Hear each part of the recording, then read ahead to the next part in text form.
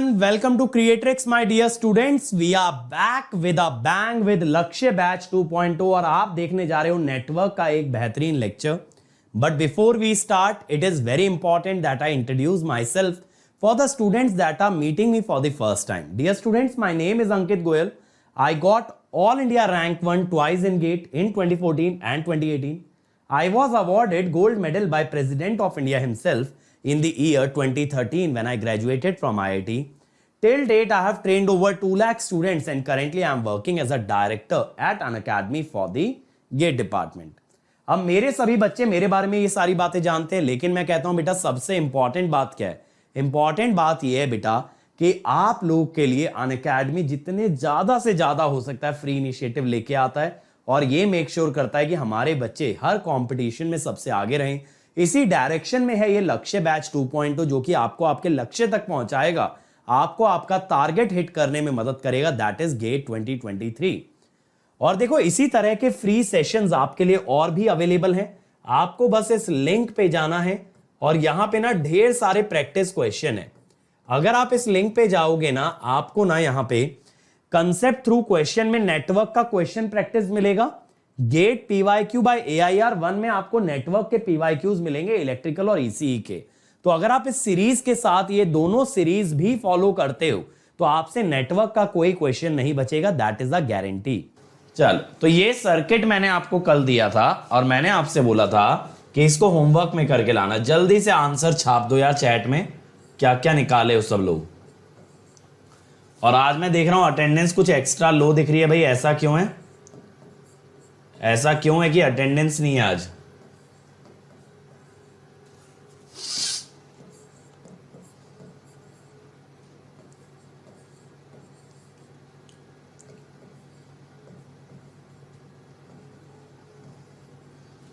ठीक है, ये हमारा सर्किट है. अब देखिए भाई इसके अंदर क्या कर सकते हो. देखो एक 10 माइनस J16 हो जाएगा, ये भी 10 माइनस J16 हो जाएगा और फिर 10, 20 और J5. या तो एक काम ये हो सकता है कि इसको हम लोग स्टार से डेल्टा में कन्वर्ट कर लें. देखो ये काम आप कर सकते हो, ऐसे कर लो, स्टार टू डेल्टा, है ना. स्टार से डेल्टा में अगर इसे कन्वर्ट कर लेंगे बच्चों हम, तो यहां पे हमारा सिंप्लीफिकेशन बहुत इजी हो जाएगा. तो मैं इसको लिखता हूं, देखो Z1, Z2 एंड Z3. अब आपका Z1 कितना आएगा देखना. Z1 आएगा 20 into 10 plus 10 into J15 plus 20 into J15 by J15. 30 minus 200 by 15, 40 by 3. ये हो गया ना. Z2 में क्या आएगा 20 इंटू 10. देखो ये सब क्वेश्चंस जो है ना बच्चों आपकी पेशेंस टेस्ट करेंगे. अगर आपके अंदर पेशेंस है सवाल बनाने की तो ठीक है, वरना तो गड़बड़ हो जाएगी. Z2 में 20 से डिवाइड करोगे, ठीक है, 10 प्लस J15 और J7.5 यही आ रहा है. मुझे एक बार कंफर्म कर देना Z1, Z2, Z3 की वैल्यूज.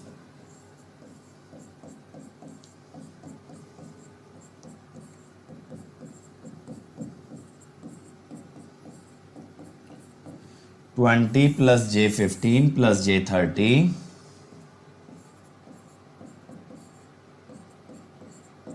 यही आ रही हैं भाई, यही आ रही हैं. अब यहां पे देखो क्या होगा. 10 माइनस J16, 10 माइनस J16. ये जो 10 माइनस J16 है ना, ये Z1 के पैरेलल जाएगा. ये जो नीचे वाला 10 माइनस J16 है ये Z2 के पैरेलल जाएगा. फिर ये दोनों बनेंगे series in parallel with Z3. तो हम कहते हैं Z1 पैरेलल 10 माइनस J16, ये कितना आ रहा है बताओ जल्दी से, फटाफट से बता दो क्या आ रहा है। Z1 parallel 10 minus J16,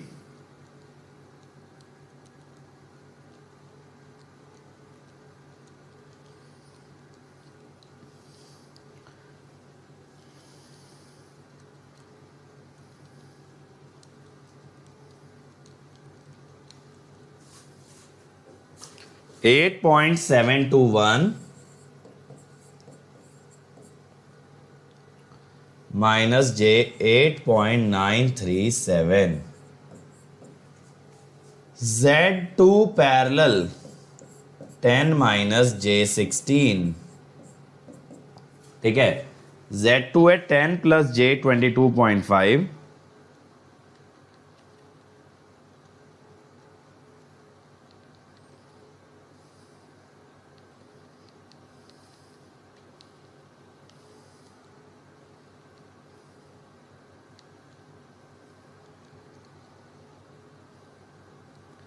$5.112 minus J 9.409। अब देखो ये जो दोनों पैरेलल कॉम्बिनेशन आए हैं ये दोनों सीरीज में आएंगे, ठीक है,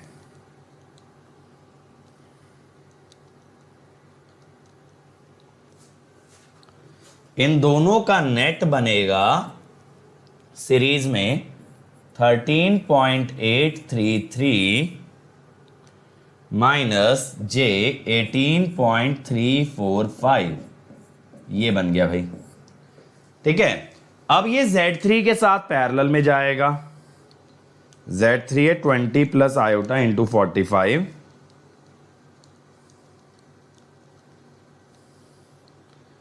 ये आएगा इसके साथ पैरेलल में। तो अगर यहां से हम देखें 23.774 माइनस J 11.175,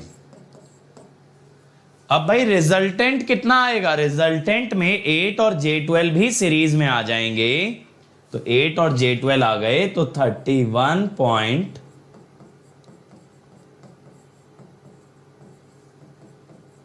ये आ गया, this will be your final answer, ठीक है, ये आपका फाइनल आंसर आ जाएगा। क्लियर है?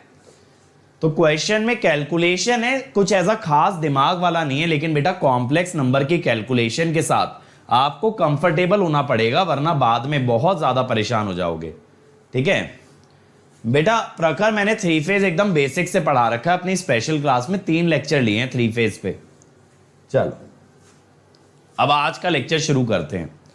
अब देखो आज मैं आपसे बात करने वाला हूं थोड़े बेहतर फेजर डायग्राम्स के बारे में, जिसमें मेरे पास पहला है सीरीज RLC सर्किट। अब देखो भाई सीरीज RLC सर्किट अगर हम लोग ड्रॉ करते हैं,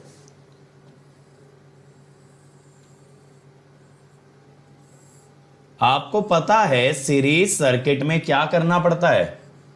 इन case of series circuit we have to assume current as reference, current को एक रेफरेंस मानना पड़ता है।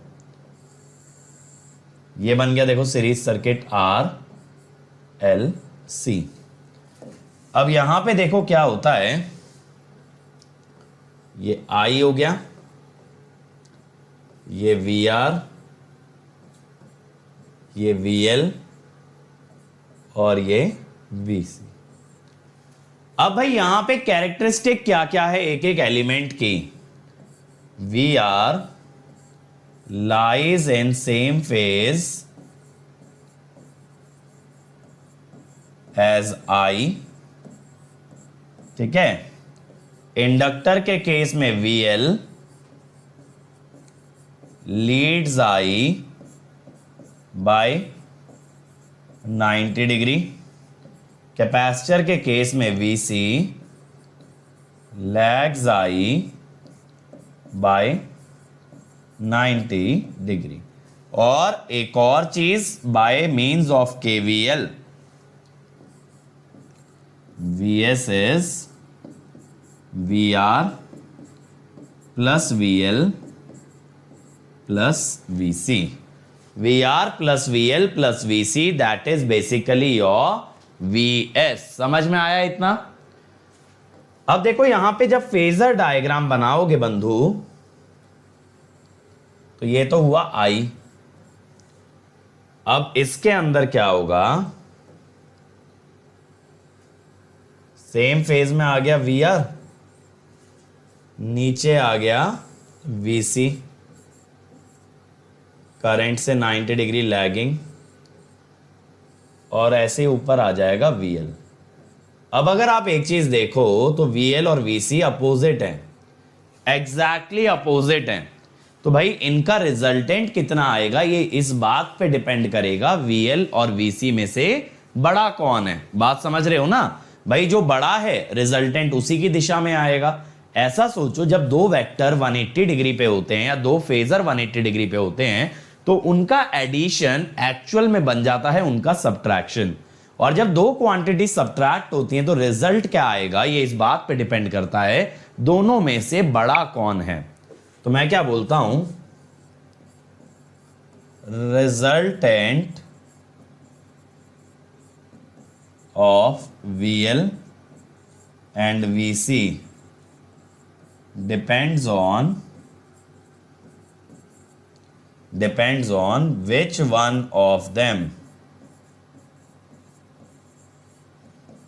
is higher, which one of them is higher। ठीक है, इसी के लिए देखो यहां पे ना अलग अलग केसेस बनते हैं, वन बाय वन बनाते चलते हैं। केस 1, पहला केस ऐसा लेते हैं, VL लेस देन VC। अब देखो इंडक्टर और कैपेसिटर की वोल्टेज कितनी होगी, जैसे रेजिस्टेंस की IR होती है ऐसे इंडक्टर कैपेसिटर की I इंटू एक्स होगी। मैंने आपको बताया था ना इंडक्टर कैपेसिटर के लिए रेजिस्टेंस के एनालॉगस होता है रिएक्टेंस। तो बेसिकली मैं आपको यहां पे क्या बोल रहा हूं इनडायरेक्टली कि बेटा देखो I इंटू XL, मैग्नीट्यूड की बात कर रहा हूं बस। ये VL और VC क्या है, देखो इनके ऊपर बार नहीं लगा हुआ, ये मैग्नीट्यूड है। मैं बोल रहा हूं VL की जो लेंथ है वो VC से कम है। I तो कट जाएगा, दोनों में I कॉमन है। XL less than XC, omega L less than 1 by omega C, और omega less than 1 by root over LC। ठीक है, तो ओमेगा 1 बाय रूट LC से छोटा है। अब यहां पे आप ये देखो, ये है I, ठीक है। अब यहां पे इसके सेम फेज में होता है VR, ठीक है ना। अब VC बड़ा होना चाहिए, जो नीचे वाला फेजर था ना ये बड़ा आना चाहिए, और VL जो ऊपर वाला था वो थोड़ा छोटा आएगा। दिख रहा है इस डायग्राम में, देखो VL छोटा बनाया VC से, VL की जो लेंथ है वो VC से छोटी है। अब मैं कहता हूं अगर तीन क्वांटिटीज को ऐड करना है A plus B plus C, तो पहले A प्लस B कर लो और C बाद में जोड़ देना। ऐसे ही मैं यहां पे क्या कहता हूं, पहले VL और VC का रिजल्टेंट निकाल लो और उसको किस में जोड़ देना, VR में। तो यहां पे एक चीज पे ध्यान दो, अगर VL और VC का रिजल्टेंट निकालोगे तो इस डायरेक्शन में आएगा। इसकी लेंथ कितनी होगी, इसकी लेंथ होगी VC माइनस VL। लेंथ की बात कर रहा हूं, एंगल की नहीं। ये मत कहना सर ऐड होने चाहिए थे, इनकी लेंथ सबट्रैक्ट हो रही है। अब इसके बाद अगर इन दोनों फेजर को आप जोड़ें in order to generate VS, तो ये आएगा आपके पास VS। और अगर आप यहां पे देखो तो I आपका लीड कर रहा है VS से, I आपका लीड कर रहा है सप्लाई से। तो यहां पे हम क्या कह सकते हैं, I leads VS by an angle phi। अच्छा देखो अब यहां पे आप क्या लिख सकते हो, मॉड VS पाइथागोरस के हिसाब से दो चीजों से बना है,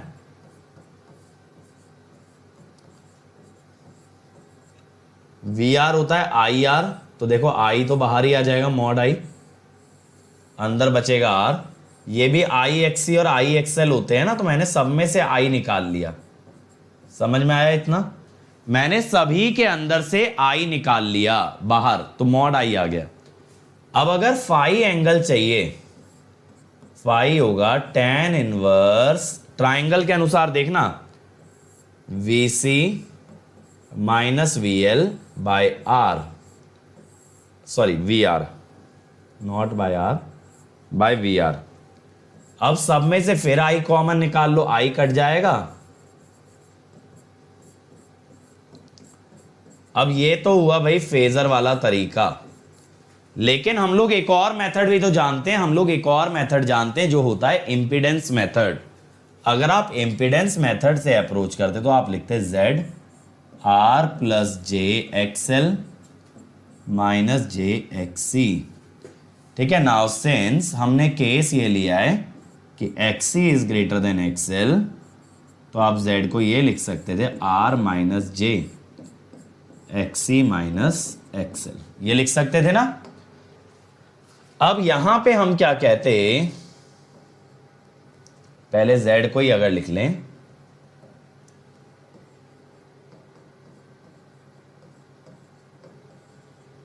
मॉड Z होता root over R square plus XC minus XL square. और देखो ये जो Z है ये क्लियरली फोर्थ क्वाड्रेंट में लाई कर रहा है, ये फोर्थ क्वाड्रेंट में लाई कर रहा है। इसी के लिए मैंने इसका जो एंगल लिया है ना वो माइनस थीटा लिया है, where theta is this. Fourth quadrant में तो यही होगा। अब आप क्या कहते, VS इज I Z, तो I तो आपने रेफरेंस लिया था mod Z angle minus theta, तो यहां से मॉड VS क्या होता, देखो ये बिना फेजर वाली अप्रोच है, एक जो इंपीडेंस वाली अप्रोच है ना, दिस इज विदाउट फेजर, ये सिर्फ कॉम्प्लेक्स नंबर पे बेस्ड है।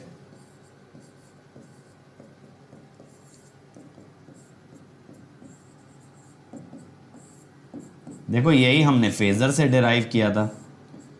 अब इसके अंदर एक और समझने वाली बात है कि at omega less than 1 by under root LC XC is greater than XL, so capacitor dominates over inductor, capacitor dominates over inductor, and hence current leads voltage। इसीलिए करंट लीडिंग आया था। ठीक है, समझ गए करंट लीडिंग क्यों आया था? यह बात क्लियर हो गई ना आप लोगों को बढ़िया तरीके से कि कैसे हमने RLC सर्किट का एनालिसिस किया है। लेकिन ये वन ऑफ द केसेस है, ये सारे केसेस अभी नहीं हुए। अब केस 2 पे मैं चलता हूं। ठीक है, केस 2 में मैं ये कहता हूं कि अगर VL बड़ा होता VC से तो आप कहोगे sir I into XL, I into XC से बड़ा होता, XL ग्रेटर देन XC होता, और यहां अगर पुट करोगे ना ओमेगा L और 1 बाय ओमेगा C तो ये रिलेशन आएगा। अब इसको अगर फेजर डायग्राम में दिखाया जाए भाई, तो ये I है, इसके सेम फेज में आया VR, अब इससे 90 डिग्री लीडिंग आया VL, और इससे लैगिंग आया VC। अब की बार देखो VL बड़ा है, अब की बार VL बड़ा है, तो इनका रिजल्टेंट क्या कितना आएगा बताओ, लेंथ कितनी आएगी, VL माइनस VC। देख रहे हो एक केस समझने के बाद कितना फास्ट जा सकते हैं हम। ये हो गया VS और ये एंगल आ गया फाई। ठीक है, तो ये ध्यान रखना इन टर्म्स ऑफ फेजर तो हम VL और VC को ऐड कर रहे हैं, बट जब दो अपोजिट फेजर ऐड होंगे तो एक्चुअली उनकी लेंथ हो जाएंगी सब्ट्रैक्ट। जैसे मान लो एक आई कैप में है वेक्टर और एक माइनस आई कैप में है, तो जब इनको ऐड करते हो तो एक्चुअल में तो ये सब्ट्रैक्ट हो रहे होते हैं। वही चीज यहां हो रही है। अब यहां पे देखो क्या हो रहा है, I lags VS by an angle phi. और ये क्यों लैग कर रहा है, this is due to fact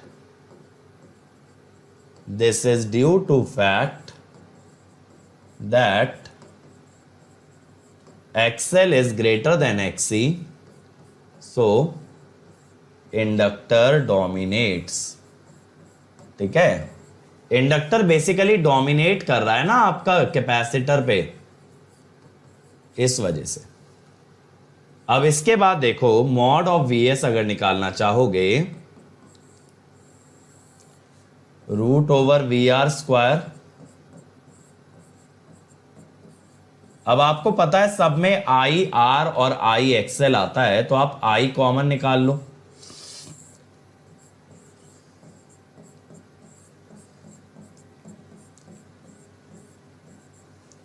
और फिर फाई अगर लिखोगे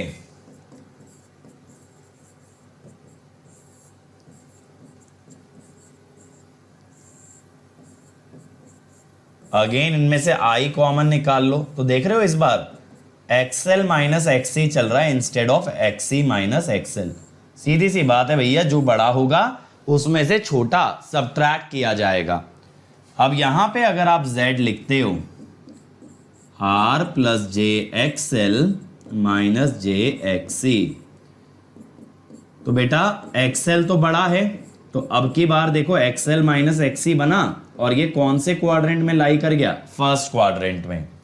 अगर मेरे बच्चों ये फर्स्ट क्वाड्रेंट में लाई कर गया, तो अगर पहले z को ही हम लिख लें, z is mod z angle theta, mod z is R square plus XL minus XC square theta. First quadrant में तो tan inverse imaginary part by real part. ठीक है, अब आप VS जब निकालोगे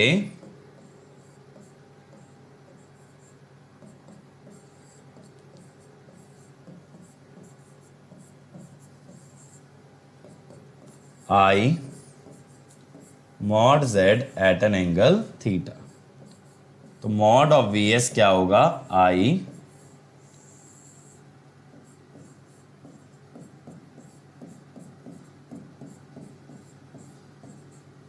और थीटा क्या होगा,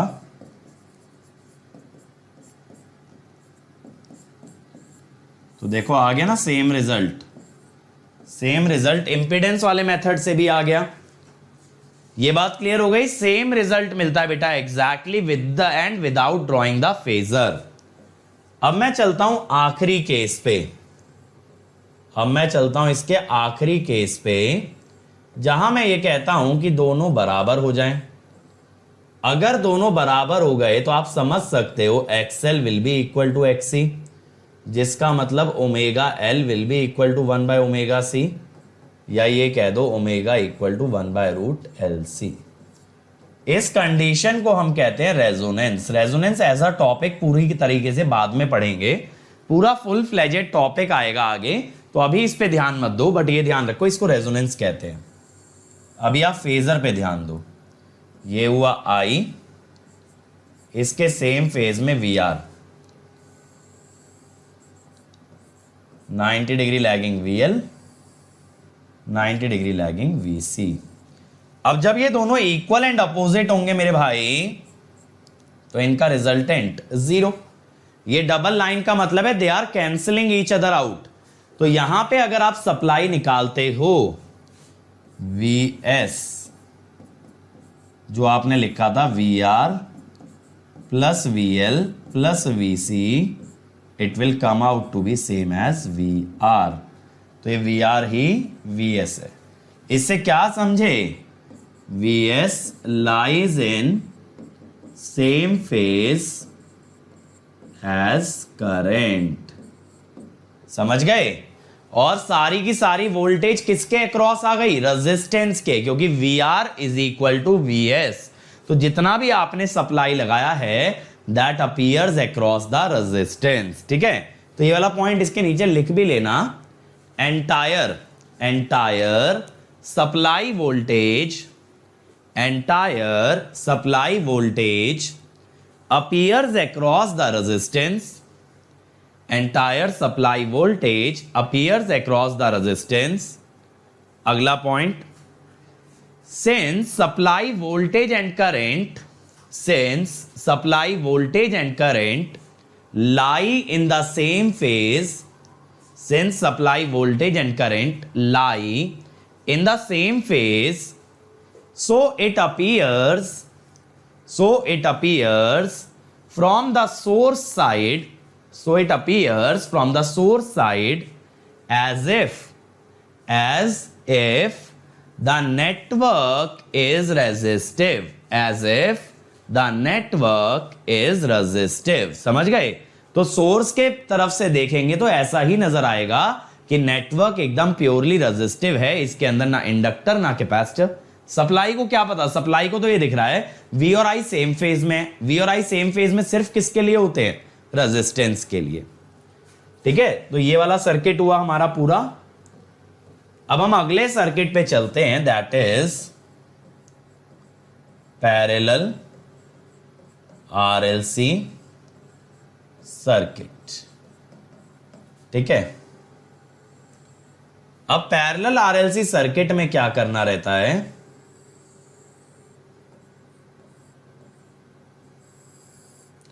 We have to draw a current source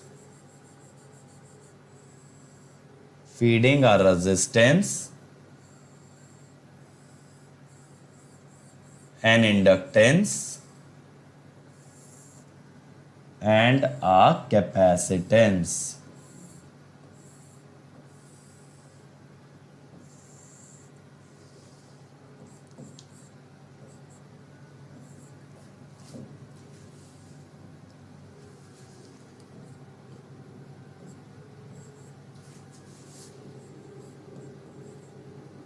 ठीक है, तो यहां पे तीन एलिमेंट पैरेलल लगे हैं, R, L और C।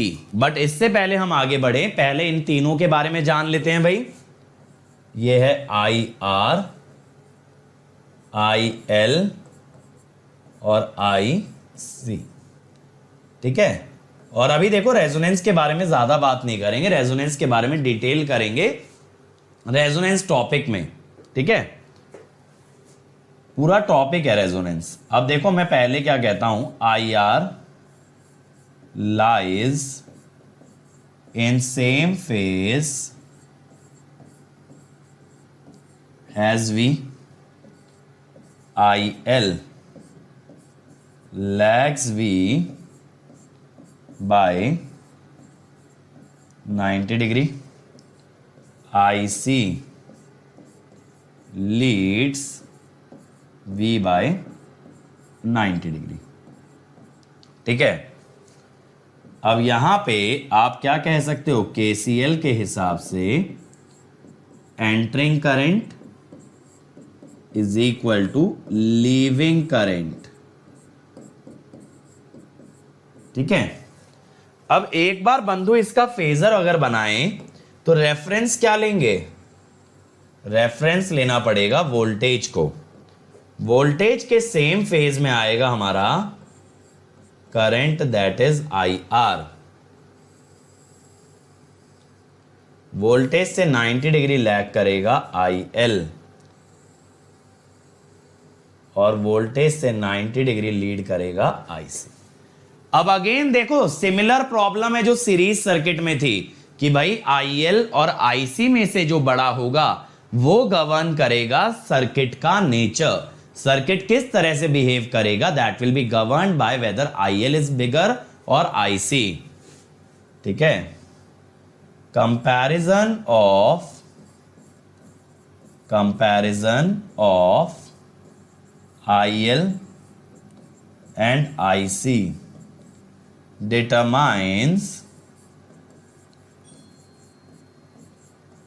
the behavior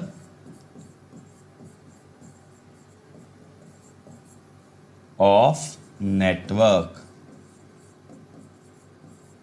ठीक है, नेटवर्क का बिहेवियर कैसा है यह आईएल और आईसी के कंपैरिजन पे डिपेंड करता है।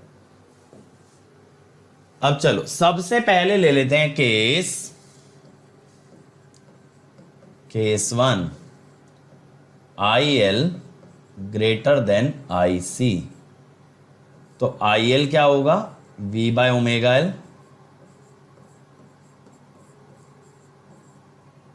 तो इसमें आएगा omega less than 1 by root L C. ठीक है, तो यहां पे अगर आप फेजर बनाएंगे, ये हुआ V, ये हुआ आई आर। अब इसमें नीचे की तरफ बनेगा आई एल वोल्टेज से लैगिंग, और ऊपर इससे छोटा फेजर बनेगा दैट इज आई सी। तो जो रिजल्टेंट आएगा ना मेरे बच्चों, रिजल्टेंट जो आएगा वो नीचे की तरफ आएगा, I L minus I C.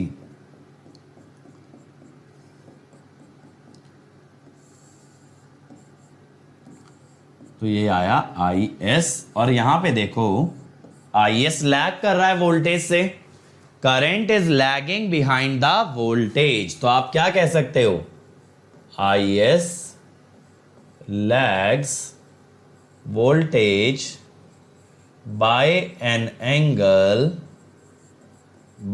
Angle phi, since I L is greater than IC, inductor dominates capacitor।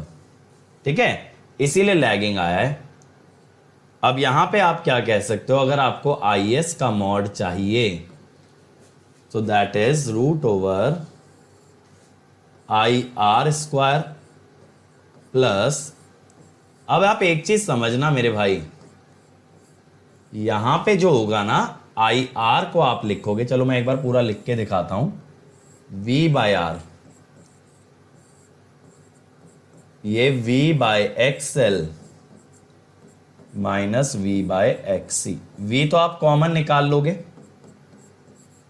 अब 1 बाय आर क्या होता है, एक्चुअली G होता है, और 1 बाय एक्सएल इज BL। तो देखो पैरेलल सर्किट है ना, इसीलिए कंडक्टेंस और ससेप्टेंस की टर्म्स में बात हो रही है। It is a parallel circuit, hence we are talking in terms of conductance and susceptance. और यहां पे एंगल फाई अगर निकालें, tan inverse IL minus IC over IR। अब IL होगा V into BL, IC V into BC, तो BL minus BC by G। ठीक है, इसमें एक केस में आपको एडमिटेंस मेथड से भी करके दिखा देता हूं, यहां पे क्या करना रहेगा।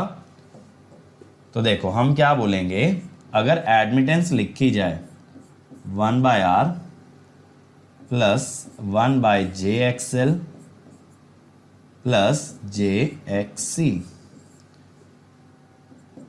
ठीक है, J by X C, not J X C. ठीक है, ये हुआ G माइनस जे बी एल प्लस जे बी सी। अब आपने जब ये बोला ना, यहां पे देखो, यहां पे बेसिकली ये निकल के आया एक्सएल लेस देन एक्सी, या उल्टा करोगे रेसिप्रोकल तो BL greater than BC। Reactance छोटा होगा, अगर रिएक्टेंस छोटा होगा तो माने ससेप्टेंस बड़ा होगा। तो अगर BL BC से बड़ा है तो आप यहां पे Z क्या लिखेंगे, G minus J BL minus BC, कौन से क्वाड्रेंट में आ गया, fourth, sorry not Z, actually Y, mod Y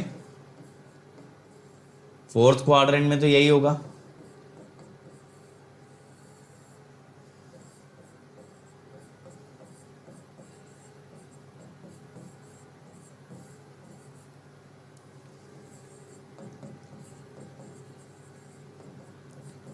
ठीक है।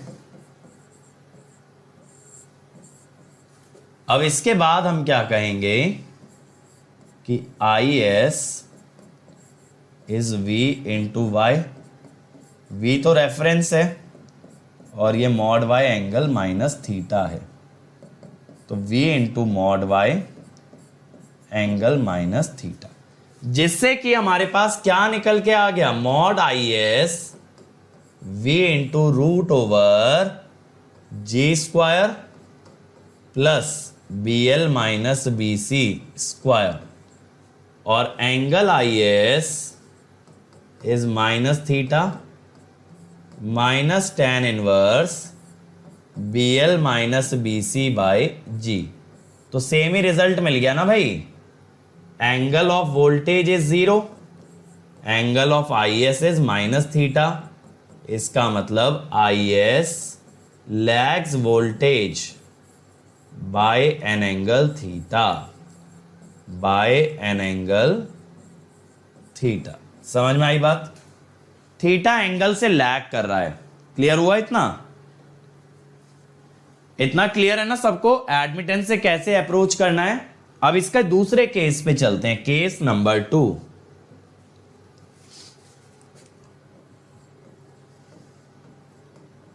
अब की बार ऐसा केस ले लेते हैं, I C greater than I L. अब देखो आप ऐसे लिख लो ना इसको, V into B C, V into B L. B C है ओमेगा सी, बी एल है 1 बाय ओमेगा एल, तो omega greater than 1 by root L C. अब यहां पे अगर फेजर बनाओगे, I C greater than I L बोला है ना,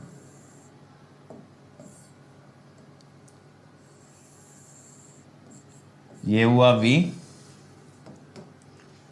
इसके सेम फेज में आया मेरे भाई आई आर, इससे 90 डिग्री लैगिंग आया आई एल, और इससे 90 डिग्री लीडिंग आया आई सी। ठीक है। अब आई एल आपका, आई सी आपका आई एल से बड़ा आ रहा है, तो इनका रिजल्टेंट किस डायरेक्शन में आएगा, इन द डायरेक्शन ऑफ आई सी। तो देखो ये इनका रिजल्टेंट आएगा आई C minus I L.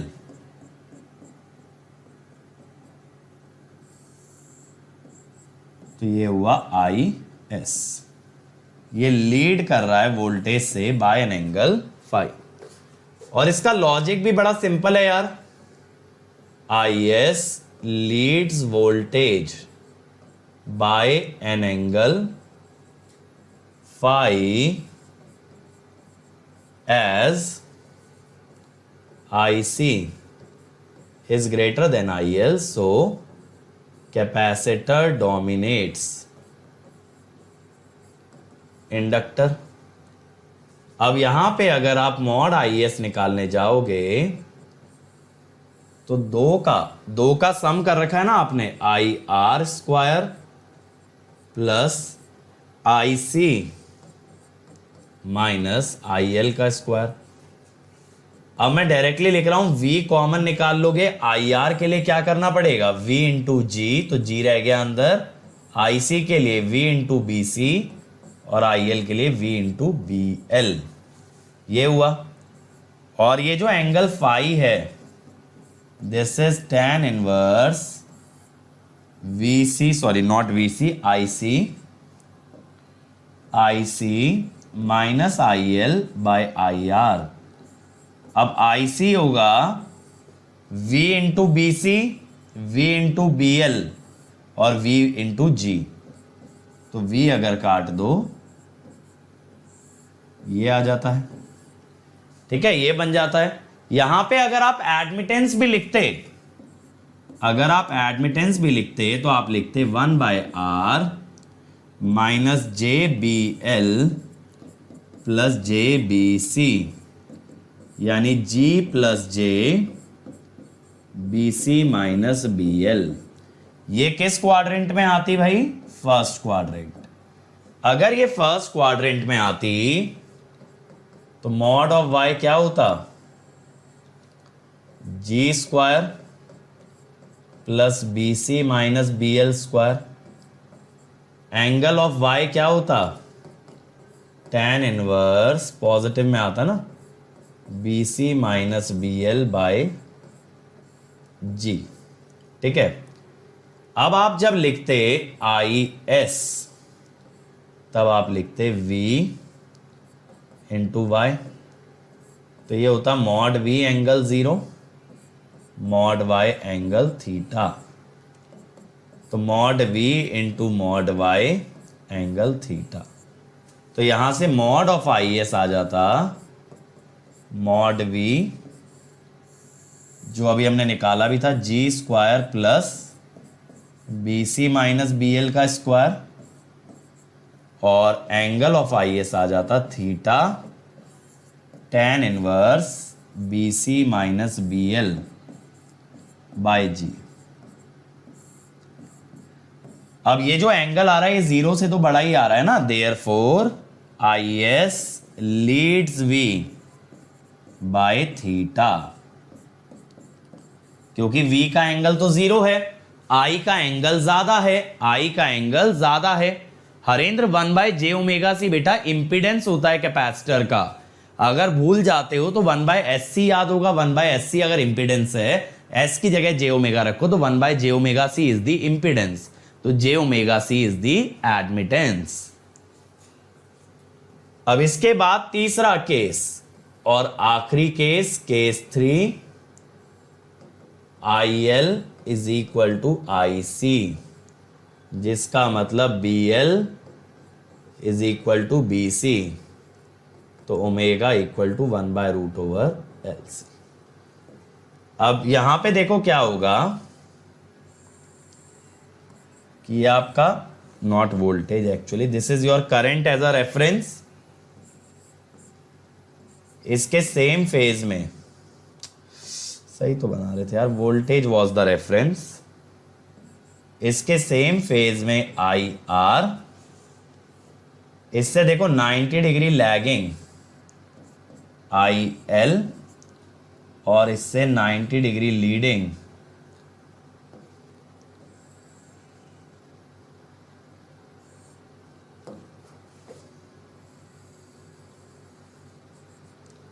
IC। ठीक, अब देखो यहां पे क्या होता है, ये दोनों कैंसिल आउट हो जाते हैं, तो जब हम सम करते हैं ना, फेजर सम IS, तो IL और IC तो इक्वल एंड अपोजिट हैं, कट ही जाएंगे, तो it comes out as IR, यानी जो IR है यही क्या है, supply current. So V and IS lie in same phase.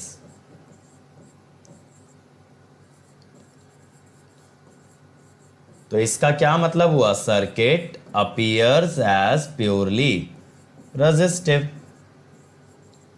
और सारा करंट किससे जा रहा है, रेजिस्टेंस से। Circuit appears as purely resistive और entire current flows through the resistance. तो सोर्स से आने वाला जितना भी करंट है ना, सब रेजिस्टेंस में जा रहा है, तो सोर्स को तो ऐसा ही लगेगा कि पूरे सर्किट में सिर्फ क्या लगा है, एक रेजिस्टेंस लगा हुआ है। ये समझ आ गए, पैरेलल और सीरीज आरएलसी सर्किट, तो हमने सेकंड ऑर्डर भी बना लिया। अब मैंने आपको बोला था कि एक अच्छा सर्किट भी हम देखेंगे, तो चलो एक अच्छी एप्लीकेशन करते हैं। एप्लीकेशन में मेजरमेंट से उठा रहा हूं, जहां से आपके आंख नाक कान सब खुल जाएगा। मैक्सवेल्स ब्रिज, बेसिक ब्रिज उठा रहा हूं, बहुत ज्यादा एडवांस्ड नहीं। अगर इसका फेजर डायग्राम समझ आ गया तो बेसिकली आप कुछ भी बना सकते हो फेजर। ब्रिजेस पे मैं ये मानता हूं ना, जिस बंदे ने ब्रिजेस पे हाथ साफ कर लिया फेजर बनाने में, वो किसी सब्जेक्ट के फेजर डायग्राम में अटक ही नहीं सकता।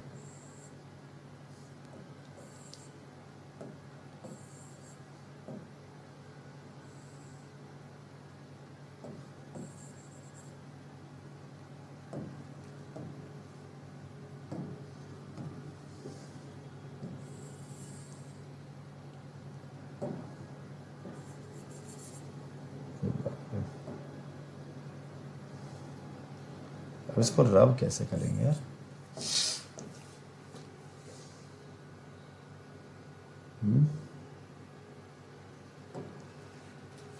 यहां पे हमने बना तो दिया है।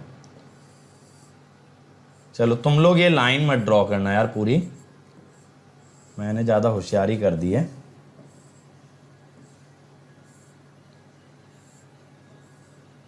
ठीक है, ये आर ये सी, ये लाइन नहीं रहेगी। ठीक है, इसको कट कर लेना। दोबारा बनाए क्या?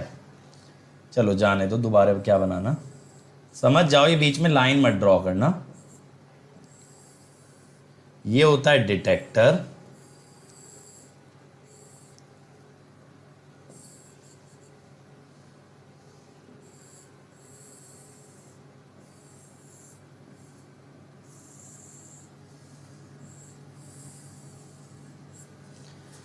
अब देखो ये जो इंस्ट्रूमेंट्स होते हैं ना यार, ये तब चलते हैं जब नल डिफ्लेक्शन होता है।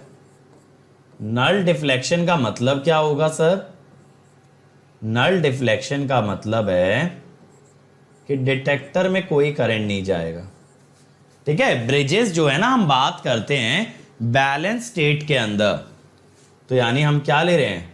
Bridge is balanced, bridge is balanced,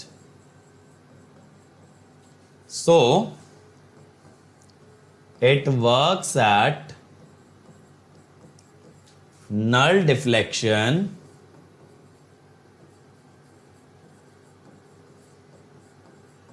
यानी ID is 0। ठीक है, अब देखो हम यहां पे क्या करते हैं। हाँ, ये भी आइडिया सही है यार।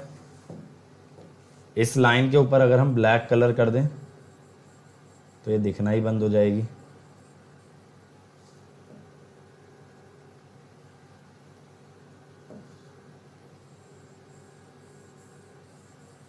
सही है ना? लेकिन इस चक्कर में हमारा थोड़ा सा रेजिस्टेंस भी डिलीट हो गया। ठीक है, चल अब नहीं नजर आ रही होगी ज्यादा।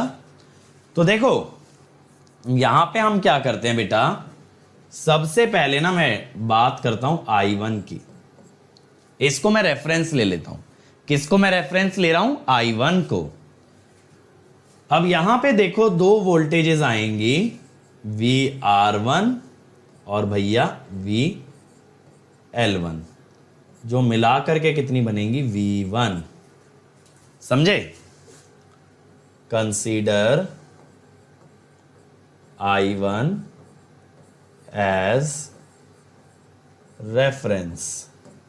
मजा आने वाला है भाई।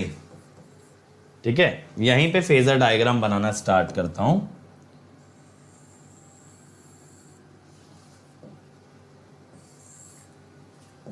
अब की बार प्रॉपर बनाते हैं।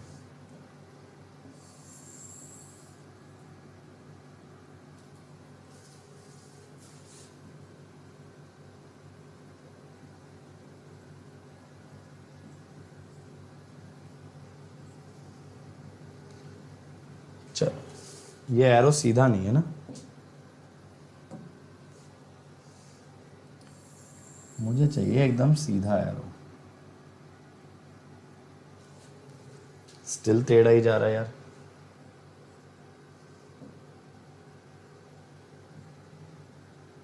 चलो जाने दो।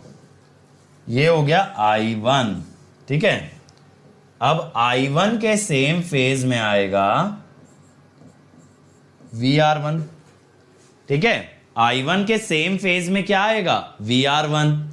अब एक बार VR1 आ गया, आप एक चीज सोचो, जो इंडक्टर की वोल्टेज है, inductor voltage will lead current by 90 degree. Inductor voltage will lead the current by 90 degree. तो मैं ना इंडक्टर की वोल्टेज इसके अंदर ऐड करता हूं बाय ट्रायंगल रूल। क्या? Triangle rule.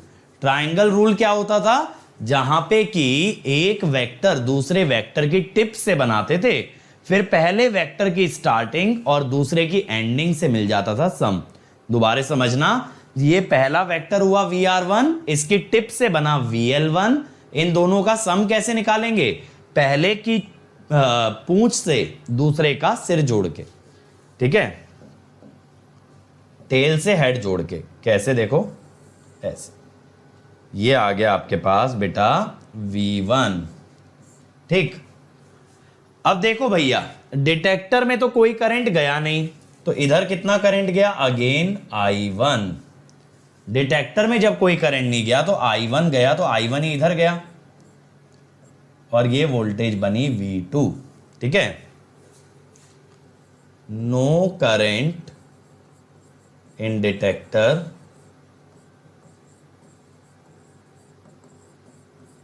सो समझ आ रहा है भाई यहां तक phasor.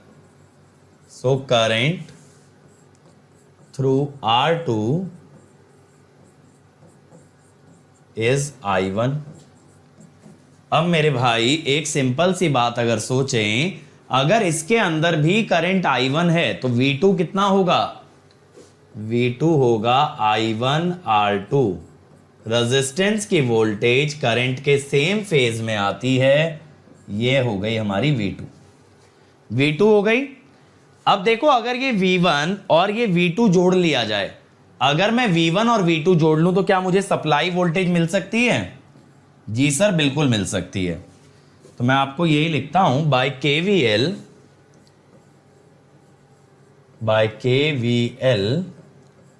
V1 plus V2 is VS। ठीक है, बाय KVL V1 और V2 के सम से मिलेगा VS। ऊपर वाली ब्रांच से लगा लो ना KVL, बस ऊपर ऊपर से चले जाओ। तो अब इसमें V2 जोड़ने के लिए मैं देखो क्या करता हूं कि V2 ना इसकी टिप से बनाता हूं। अगेन क्या लगा रहा हूं मैं, ट्रायंगल रूल। अब यहां से क्या करो, ये बन गया आपके पास बेटा VS। ये क्या बन गया आपके पास, VS। सही, समझ में आया। फिर से ट्रायंगल रूल लगा दिया, V1 की टिप से ड्रॉ कर दिया V2। चलो जी, यहां तक फेजर हमें क्लियर है। ठीक है, हम यहां तक हमें फेजर क्लियर है। बना सकते हो बेटा टेल पे। ट्रायंगल रूल से ग्राफिकली ऐड करना ज्यादा आसान होता है as compare to parallelogram. Parallelogram का न्यूमेरिकल फॉर्मूला हमारे लिए ज्यादा मददगार है, जो √a² + b² + 2ab cos theta है। लेकिन ट्रायंगल रूल से क्या फायदा होता है कि फेजर फटाफट ड्रॉ होते जाते हैं। अब क्या चाहिए मुझे, अब एक चीज है भैया, डिटेक्टर का करंट 0 है तो वोल्टेज भी 0 ही होगा, वोल्टेज भी 0 ही होगा। ठीक है, अब ये देखो नीरज बेटा, मैंने बताया था कभी भी करंट और वोल्टेज को कंपेयर मत करना। करंट किस में होता है, एम्पियर में। वोल्टेज किस में होता है, वोल्ट में। तो कौन बड़ा कौन छोटा कैसे कंपेयर कर सकते हो बताओ, 10 वोल्ट बड़ा है या 5 एम्पियर, कैसे कह सकते हो। तो इसीलिए कंपेयर मत करो। दो क्वांटिटीज जिनकी यूनिट सेम नहीं है, they can not be compared. अब बंधु अगर डिटेक्टर का वोल्टेज 0 है तो आपको नहीं लगता V3 V1 के बराबर होना चाहिए, यानी जितनी वोल्टेज ऊपर उतनी वोल्टेज नीचे, जिस कारण से डिटेक्टर का वोल्टेज 0, जिस कारण से डिटेक्टर का वोल्टेज 0। समझ आई बात, जितनी वोल्टेज ऊपर अगर उतनी ही नीचे तो डिटेक्टर का वोल्टेज 0। जस्ट अ मिनट,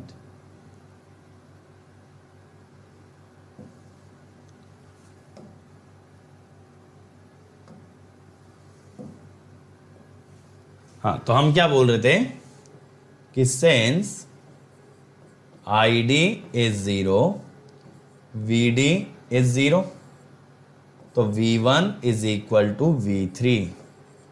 सही, V1 और V3 बराबर होंगे। हाँ भाई हाँ सुमित, ये भी V2 है ये भी V2 है, तो लेंथ तो बराबर आएगा ही। V2 को बस यहां से उठा के ऊपर ही तो चढ़ाया है हमने। अब देखो V1 जो है ये किसके बराबर है, V3 के। किसके बराबर है, V3 के। अब ये जो करंट होगा ना I3, आप एक चीज सोचो, ये जो I3 होगा ये क्या होगा, जल्दी से सोचो। ये I3 V3 के सेम फेज में आएगा। I3 will lie in the same phase as V3 because it is a resistance. तो हम क्या कहते हैं, I3 lies in same phase as V3 as it is a resistance। समझ में आ रहा है ना, स्टेप बाय स्टेप सारी क्वांटिटीज प्लॉट कर रहा हूं मैं इसमें। तो देखो मैंने यहां पे बना दिया सपोज I3, ये हमने I3 दिखा दिया। अब यहां पे एक चीज देखो, I3 जो है वो यहां भी जाएगा क्योंकि डिटेक्टर का करंट 0 है। ठीक है, तो हम क्या कहते हैं, I3 flows through Z4, I3 flows through Z4 since detector current is 0। अब भैया ये दो हिस्सों में बटेगा तुम्हारा, एक तो I4, सॉरी नॉट I4, इसको ओवरराइट कर देते हैं, IR और IC। अब जैसे आपने बोला डिटेक्टर का वोल्टेज 0 है, तो उस लॉजिक से तो आपका ये जो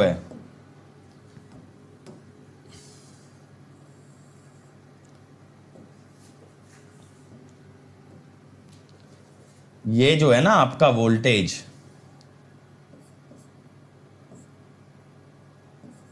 V4 भी बराबर होना चाहिए V2 के, since detector voltage is 0, V2 is equal to V4।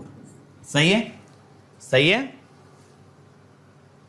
तो ये V2 आपका किसके बराबर है, V4 के।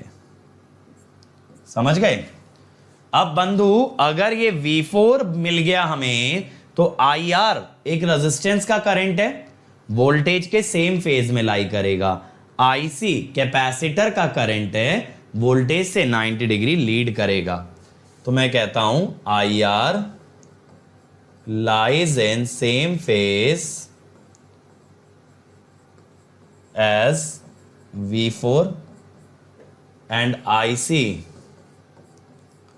Leeds V4 by 90 degree. और एक और बात कि I4 which is actually equal to I3 is equal to IR plus IC। IR plus IC, समझ आया। IR वोल्टेज के सेम फेज में, IC वोल्टेज से 90 डिग्री लीडिंग, लेकिन दोनों का सम कितना, I3 के बराबर। तो ये जो I3 है ना, इसी के बराबर सम आएगा। अब देखना मेरे भाई, ये जो I3 है इसका एक कंपोनेंट तो आ गया देखो वोल्टेज के पैरेलल, ये हो गया IR, ठीक है, और इसका एक कंपोनेंट आ गया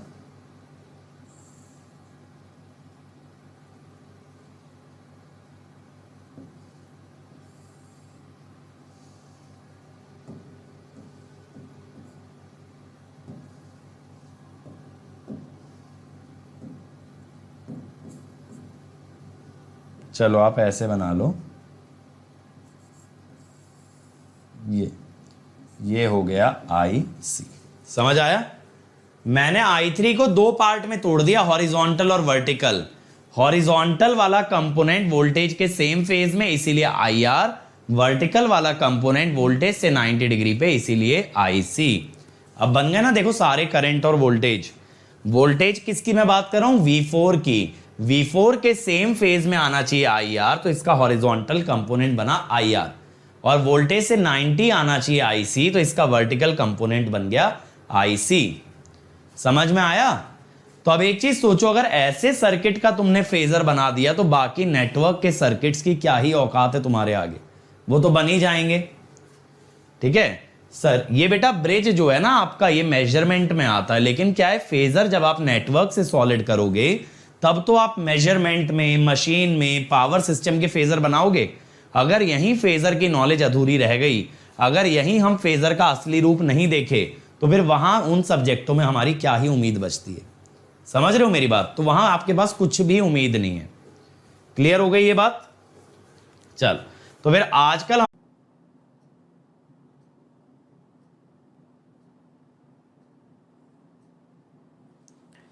Hey everyone, so I hope you enjoyed the video बच्चों, and let me tell you little bit in detail about Unacademy and its offerings, ताकि आप लोग यार अपना सही डिसीजन ले पाओ। आप लोग डिसाइड कर पाओ आपको आगे कैसे जाना है। तो सबसे पहले मैं इंट्रोड्यूस करता हूं अनअकैडमी लाइट।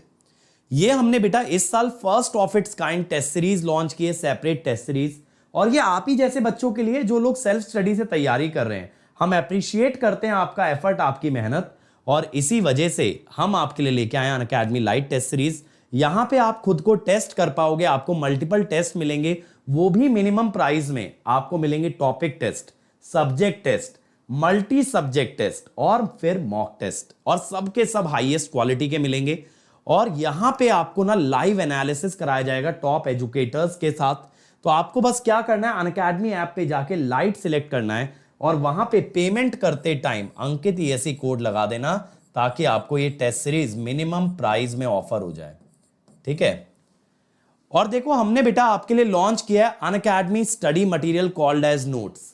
तो ये जो हमारे बच्चे प्लस या आइकॉनिक ज्वाइन करते हैं उनके लिए स्टडी मटेरियल लॉन्च किया गया है। और मैं बता रहा हूं बेटा, इंडिया का बेस्ट स्टडी मटेरियल है, और ऐसे नहीं बोल रहा हूं, खुद देखा है तभी बोल रहा हूं। और क्यों है बेस्ट? पहली बात तो बेटा प्रेजेंटेशन लाजवाब, जो कलर्स यूज किए हैं, जो फॉर्मेटिंग यूज की है, वो एक लर्नर को हेल्प करेगा आगे पढ़ने में। मतलब क्या होता है ना, बच्चे यूजुअली बुक्स को इग्नोर करते हैं, पढ़ना नहीं चाहते, भागते हैं, लेकिन यहां आप भागोगे इसे पढ़ने के लिए। इतना इंटरेस्टिंग वे में कंटेंट डिलीवर किया गया है। दूसरी बात बेटा, सभी टॉप एजुकेटर्स की राय लेके, उनके इनपुट्स लेके बनाया है, और हमारे टॉप एजुकेटर्स ने इसे ना 9 on 10 और 9.5 on 10 रेटिंग दिया है। और यहां पे हर टॉपिक के बाद सॉल्व्ड एग्जांपल्स हैं, जिससे आपको समझ आएगा इस टॉपिक से कैसा क्वेश्चन बनता है। चैप्टर के एंड में प्रैक्टिस क्वेश्चन है, ताकि आप एक बार ट्राई तो करके देखो आपको समझ कितना आया। और सबसे बढ़िया बात, ये मोबाइल ऐप पे अवेलेबल है, तो जहां कहीं जा रहे हो बेटा, छुट्टियों पे जा रहे हो, कॉलेज जा रहे हो, घर आ रहे हो, जॉब पे जा रहे हो, कभी भी रीड करो। और ये हमारे प्लस और आइकॉनिक वाले बच्चों के लिए है, तो इसीलिए अगर आपको चाहिए तो आपको अनअकैडमी ज्वाइन करना पड़ेगा। और कोड आप जानते हो मेरे भाई अंकित ESE, ये कोड ना सिर्फ आपको मैक्सिमम डिस्काउंट दिलवाएगा, बल्कि आपको साथ मेरे साथ कनेक्ट करेगा। क्योंकि यार अगर मेरे साथ कनेक्ट हो गए और मेहनत कर ली तो गारंटीड रैंक है। और अगर आप आइकॉनिक लेते हो तो और मजा आएगा, क्योंकि ये सारा मटेरियल आपको घर पे डिलीवर कराया जाएगा। तो आपको बस 1 साल या 1 साल से ज्यादा का ना आइकॉनिक सब्सक्रिप्शन लेना है। और आइकॉनिक में बेटा और भी बेनिफिट्स हैं जो मैं आपको आगे बताऊंगा। और देखो यार, यहां पे अगर मैं बात करूं रिजल्ट्स की, तो आप हमारे रिजल्ट्स देखो। हम अपनी क्या तारीफ करें, हम अपने बारे में क्या बताएं, हमारे स्टूडेंट्स, हमारे रैंकर्स बता रहे हैं। तो इतनी सारी सक्सेस स्टोरीज, और ये सारे बच्चे बेटा एवरेज स्टूडेंट्स थे, जिन्होंने इस बार मचाया, और कैसे लगातार हमारे साथ मेहनत करके इलेक्ट्रिकल में बेटा 10 में से टॉप 6 रैंक्स हमने प्रोड्यूस किए, हिस्टोरिकल रिजल्ट प्रोड्यूस किया है। और आप अगले साल इस लिस्ट का हिस्सा बन सकते हो, कैसे? अनअकैडमी ज्वाइन करके, और उसमें भी using the code Ankit ESE। और देखो, अगर अनअकैडमी ज्वाइन करना है ना, तो आइकॉनिक लीजिएगा। आइकॉनिक में आपको मिलेगा ना एक पर्सनल कोच, मतलब मैं तो गाइड करूंगा, लेकिन साथ साथ एक कोच मिलेगा जो खुद भी एक टॉपर होगा, और उसका जॉब ही ये है आपको गाइड करना, आपकी प्रॉब्लम सॉल्व करना। प्रॉब्लम्स टेक्निकल डाउट्स भी हो सकते हैं, तो आप 1-to-1 डाउट भी पूछ सकते हो। प्रॉब्लम टाइम टेबल या स्ट्रैटेजी की हो सकती है बेटा, तो वो भी आपको बनवाएगा टाइम टेबल, क्योंकि देखो हर बच्चे का रूटीन अलग है, कोई सुबह पढ़ सकता है तो कोई रात को। तो ये आपको यहां पे टाइम टेबल पूरा बनवा के देगा। तो आपसे एक्सपेक्टेशन क्या है कि आप बस मेहनत करो, स्ट्रैटेजी सारी हमारी होगी। टीचर्स आपको अलग से गाइड करेंगे स्टडी बूस्टर सेशन में। आपका ना टेस्ट का रिजल्ट अलग से दिया जाएगा, और आपको बताया जाएगा कहां आपको इंप्रूवमेंट की जरूरत है और कैसे वो इंप्रूवमेंट करोगे। कहना तो बहुत आसान है कि आपका नेटवर्क कमजोर है, लेकिन नेटवर्क स्ट्रांग होगा कैसे, ये बताना और भी ज्यादा जरूरी है। और यहां बेटा आपको हार्ड कॉपी स्टडी मटेरियल, जैसा मैंने बोला, घर पे डिलीवर कराया जाएगा। बट अगर कोई बच्चा नहीं अफोर्ड कर सकता तो प्लस पे भी जा सकते हो। प्लस पे बस मेहनत थोड़ी और ज्यादा करनी पड़ेगी, लेकिन रैंक यहां से भी मिल सकती है। यहां पे आपको लाइव और रिकॉर्डेड क्लास मिलेंगी, हर संडे टेस्ट होगा, सारे कोर्सेज स्ट्रक्चर्ड होंगे। अगर अभी आप अनअकैडमी ऐप पे जाते हो ना, तो आपको मेरा आगे तक का पूरा शेड्यूल दिखेगा। यहां आप अनलिमिटेड एक्सेस होती है टीचर्स की, जिस टीचर से जो सब्जेक्ट पढ़ना है पढ़ो, फ्री है। ठीक है, rank improvement batch, crash course, test series. लेकिन याद रहे, अगर आइकॉनिक लोगे तो भी ये सब मिलेगा, बट एक्स्ट्रा मिलेगा ये जो बाहर वाला एरिया है। ठीक है, लेकिन प्लस वालों को इतना ही मिलेगा, और ये बाकी सारे सिर्फ और सिर्फ एक्सक्लूसिवली हैं आइकॉनिक के लिए। अब देखो आपको क्या करना है बेटा, आपको ड्यूरेशन चूज करना है। जो बच्चे 23 में एग्जाम देने वाले हैं 12 मंथ्स ले, और जो 2 साल में देंगे वो 24 मंथ्स ले। बस कोड आप याद रखो बेटा, अंकित ESE। इस कोड से ना आपको मैक्सिमम डिस्काउंट मिलेगा और साथ साथ मेरे साथ कनेक्ट हो जाओगे। और आप जानते हो बेटा, मैं खुद 2 बार AIR1 लाया हूं, इस बार मेरा स्टूडेंट AIR1 लेकर के आया है, तो अगले साल क्या हो सकता है, दैट इज बियॉन्ड इमेजिनेशन। और ये मेरा टेलीग्राम चैनल है, इसे ज्वाइन करना मत भूलना भाई। यहां पे इतना सारा study material free of cost पड़ा है कि कोई बच्चा सीरियसली पढ़ लेना तो वो रैंक 1 ले आएगा। और अगर अनअकैडमी आ गए तो एक और बात का ध्यान रखना, यहां पे आप जितने चाहे डाउट पूछ सकते हो। आपको बस डाउट का पिक्चर अपलोड करना है, आपको अपनी ब्रांच बतानी है, जैसे आप लोग इलेक्ट्रिकल इलेक्ट्रॉनिक्स बोल सकते हो। और आपको यह भी बताना है किस लैंग्वेज में वीडियो सोल्यूशन चाहिए। हम आपको वीडियो सोल्यूशन जल्द से जल्द प्रोवाइड करेंगे। अगर उसमें आपको कोई भी कमी लगती है, कोई दिक्कत लगती है, तो आप उसको रिपोर्ट कर देना, रिव्यू रिक्वेस्ट कर लेना और उसको हम रिक्रिएट करके देंगे। और अगर फिर भी कोई क्वेरी बच गई इसके बाद भी अनअकैडमी के बारे में कि लेटेस्ट बैचेस कौन से हैं, क्या ऑफर चल रहा है, क्या प्राइसिंग चल रही है, तो ये मेरी टीम का नंबर है। इनका काम ही बेटा आपको असिस्ट करने का। This is your helpline number. तो इस हेल्पलाइन नंबर पे कॉल करना, हमेशा आपको हेल्प प्रोवाइड की जाएगी। जल्द से जल्द आपके कॉल को रिवर्ट किया जाएगा। But don't forget this number and don't forget this code Ankit ESE। So thank you everyone. Like share subscribe कर देना यार, बोलने की जरूरत पड़नी नहीं चाहिए। और ज्यादा से ज्यादा इस वीडियो को फैला दो ताकि मुझे भी मोटिवेशन मिले और मैं भी आपके लिए और ज्यादा वीडियोस लेकर के आऊं। Let's crack it.